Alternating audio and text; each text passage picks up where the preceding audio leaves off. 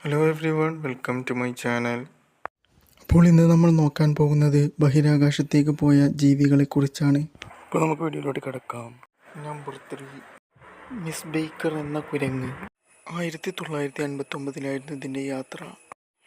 IRBM റോക്കറ്റായിരുന്നു ബഹിരാകാശ വാഹനം. Number 2, tortoise. 1968 zone 5-ൽ പിരകൾക്കും മണ്ണിനുമൊപ്പമാണ് ഇത് യാത്ര ചെയ്തത്. 6 ദിവസങ്ങൾക്ക് ശേഷം ഇത് ഇന്ത്യൻ മഹാസമുദ്രത്തിൽ പതിച്ചു. പക്ഷേ അവർ അതിനെ അതിജീവിച്ചു.